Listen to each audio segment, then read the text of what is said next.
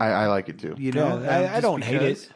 My son likes it. The monster at the end is weird looking. Yeah, no, it it's is. cool It looking. is. You know, This it's one something different. There's certain aspects of this movie that are dated, but I don't think it's a dated movie. I think this is a movie that could be literally. I think it's definitely dated. I think it's. I In my disagree. opinion, no. Yeah. In my opinion, no. I don't think that detracts from it. No, I don't think it takes. I think that just the It's way. definitely very 80s. Yeah. You know? Yeah. and it just. I love it. I feel like someone would have changed some of the story and script and stuff, not just the bed scene with the woman, Right. but just the pacing and what's happening. I mean, there's a point where he tries to get jobs and works. And one of them is at a bathhouse. Yeah, you'll take to this like a duck to water. I think that I would not want it changed. No, I wouldn't want it changed either. Like in any sort of setting, I want it to be in the 80s when it is. I want the direction to be exactly what it is. It's Howard the Duck. Yeah, it's a not like smart-ass you're duck. like, yeah, you're not even like, whenever she's like, I know you're kind, and he's like, what? I'm sorry, I have to shoplift at the little tyke section at Goodwill. You know, Yeah, he's all trying to get like a job, and like he's that come on. I mean, I wouldn't want to change it either, but I don't think it necessarily holds up by the definition of the it's term. not holds a up. love good movie, but it's a good movie. It's a guilty for what, pleasure. Yeah, exactly. Yes. It's one of those guilty I love pleasures. it, and like, I don't know if I ever got a chance to meet Leah Thompson, I'd be like, I'm not going to say anything bad. I'm just I was gonna like, say, where is this going? I was gonna say, you were in one of the greatest movies that I think it was ever made. I think it was awesome. I love Howard the Duck. I love it. Love it. I love But it's Howard not my the Duck. favorite one. Right. At so you've got 86. one you got one in the bank. I got one more in the bank. All right. So let's.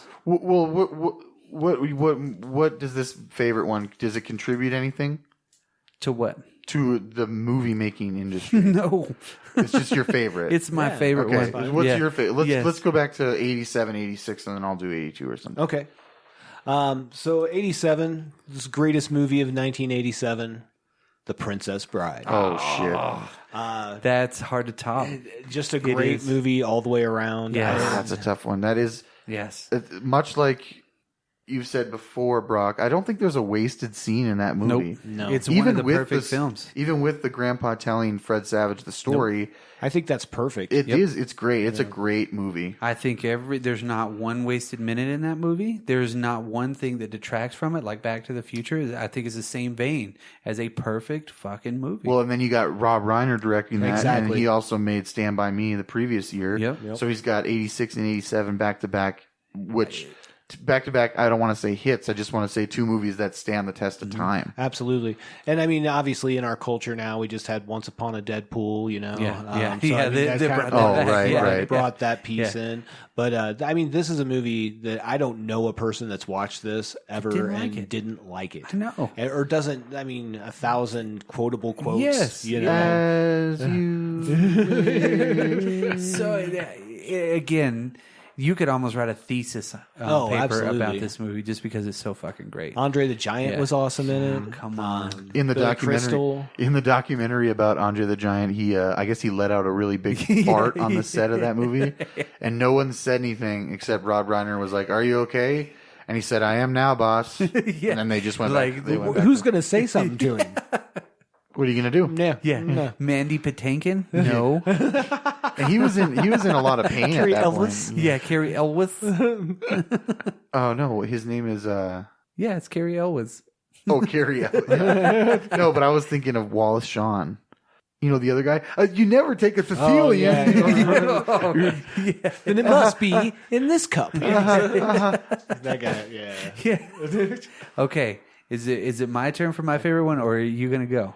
Well, I can go if you want. Go I just for it. okay. Go for well, it. Go for it. This isn't necessarily my favorite movie from 1982, but this movie has an impact on what we still know today. It still has an impact today, and that movie is Tron. Oh, yeah. Tron came out in 1982. Tremendous. The groundbreaking special effects that it and all the filming techniques led to things being invented that we have Pixar now. So essentially, without I won't get into all the details right now, but if you go and watch the Pixar documentary or the Tron documentary on the making of, on the special features, essentially what they did, the technology they used to make Tron what it was at the time, they're filming it in black and white. They're filming it against black, shapes and stuff. And then they're going over it and animating over it to add this computer world. We're inside the computer now, and this is when computers are still new and such. Right. So we're going to go in there. 1982. Yeah, it's 1982. Yeah, so rocking an Apple IIe. Exactly. Yeah. Maybe. I don't think they made it to Oregon in that movie. No, I don't think so. They did, however, find Carmen Sandiego. Yes, they did. Yes, Yes, yeah. they did. And Leisure Suit Larry. But I just think overall, Leisure Suit Larry, I have that game on the Xbox. I just think overall, from genre films to movies that are, what you would quote Oscar-worthy films, the dramas, the genre films, the horror movies, and things that are pushing boundaries in effects, special effects, and now we're starting to get into the visual effects realm. Tron pushed the boundaries, made an impact, had a cult status, and even at the time, I think it was a moderate, single, I think, for Disney at the time. For you know Disney what I'm being saying? a serious kind of a movie after they did I think the Black Hole was Black after Hole. this one. Yeah. I thought it was before. Maybe it was before. Yeah. I think the Black Hole was kind of like... Maybe it was 79. 79. Yeah. That's what I was thinking, actually. Yeah. So you got the Black Hole. Disney's starting to go down that more serious route, which would later become Touchstone eventually. I'm assuming, kind of in a way. But Tron, I think, contributed a lot to the industry, as far as technology and advancing it, taking it that next step further. Because, like I said, if they didn't do the work that they did to make Tron happen, we wouldn't have broken off and have Pixar. Yep. Right. You know what I mean? There wouldn't be Pixar, so you'd have no Toy Story, no Cars 2. I agree. Darn. We wouldn't have had trucks. No Maiden. Or planes or whatever. It was planes, yeah. Whatever. Dane Cook was the voice. Oh, I'm sorry. Joke Dusty thief. Crop Hopper. I actually liked Dane Cook until I realized he just stole jokes from people. Yeah. He did. I guess his brother ripped him off too. Yeah, I heard So that karma, too. That's sad, I guess, for him. So cool. I agree. Tron definitely pushed boundaries. Still say if I'm going to sit down and watch a movie, Princess Bride is what I would watch over. I'm gonna agree with you. If I'm gonna want to watch a movie to just be entertained, I'm gonna pick The Princess Bride just because it has just more overall awesome and comedy and I think there's just action. so much in it. Yeah, there's just everything. You got Billy Crystal, you got Andre the Giant, And for some reason, and you got Wallace Shawn. Tron is He was in Toy Story. a good movie, but it's not a movie that I want to watch again. Does that I make watch sense? it. I watch it. I'm every not. once in a For while. some reason, that movie's never been one that's resonated with me. To I'm just gonna sit down and watch Tron. Yeah. No, I do. I dig it. I do, and I watched the newer one too. I like the newer And one. they were worth watching. Yeah. I'm not Yeah. saying that. It's not something I just Olivia want to Wilde. watch. Yeah. Yeah. Okay. Now, mine 1986. Mine is very, very hard to pick between these two movies. But we all know what my love for Big Trouble in Little China is. All of us in this room love that movie. For sure. Check it out in the archives. That is there. That was a 1986 movie. But my favorite out of all of them is Friday the 13th Part 6. No Jason way. Lives. Yeah, that is my favorite 1986 movie. In 1982, Friday Part 3 came out.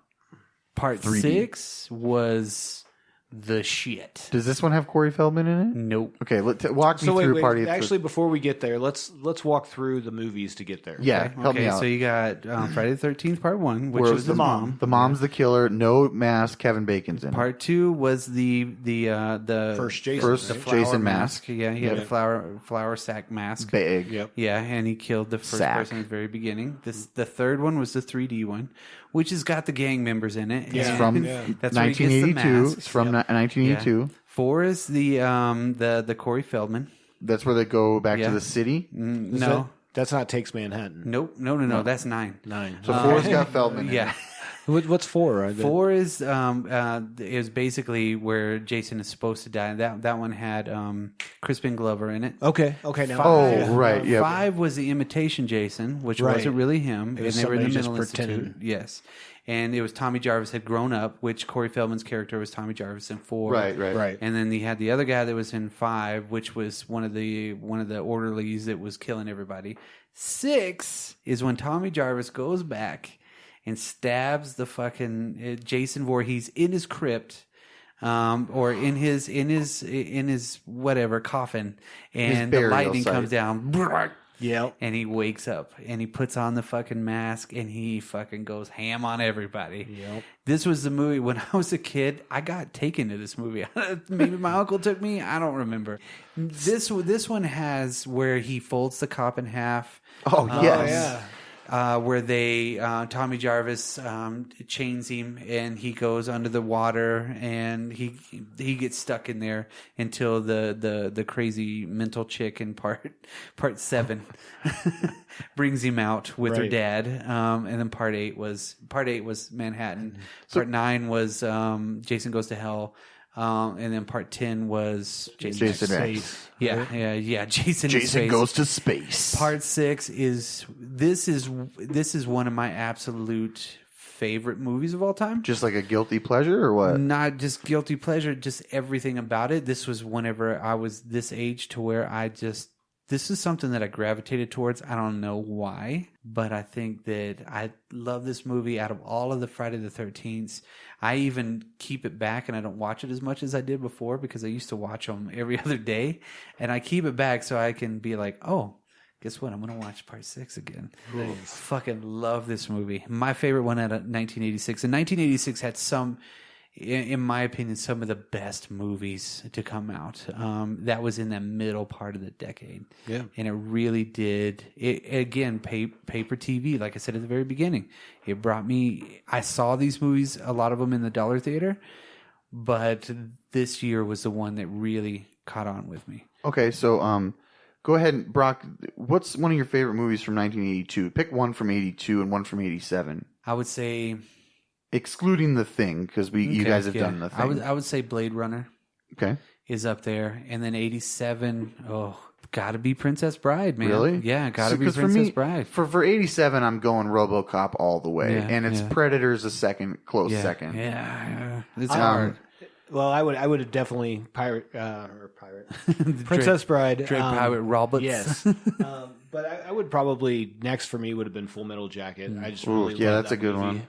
But yeah, go on. Sorry. Oh no, I guess for me, 1982. I don't know if I could pick definitely a favorite one, but I'd say maybe Blade Runner or Poltergeist. I really do go back to Poltergeist and actually watch that quite a bit. Great movie. I like the family's real. The parents are smoking a joint. You know, they got a big house, but it's like, you know, you can tell they work for a living. I don't know. It just feels real to me. Yeah. So for 82, for me, it's going to be Poltergeist. For 87, RoboCop, and for 86, The Fly, dude. Okay. The Fly. All right. Fair enough. I think we had 3 really good years on this. That's why I had such a hard time with 85 too, because Back to the Future came out in 85. I know. But I really did compare a lot of these, and I was thinking, God, there's so many more movies that I identify with.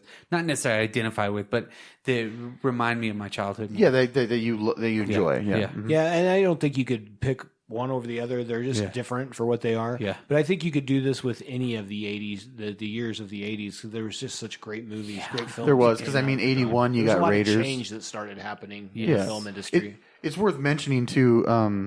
In 82, the Star Wars films were re-released. So while you're going to all these movies that I've mentioned in 82, you could also see Star Wars, and then a couple months later, you could see Empire. Right. Yeah. And then in 83 is when Jedi came out. Yeah. So. Yeah.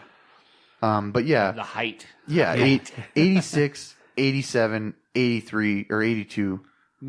Oh, sorry. It's a lot of 80s. Yeah. The 80s. 82, 86, 87. The 80s. I mean, any other comments, guys? I don't know. What do you think? I think we did pretty good there. Well, you know what?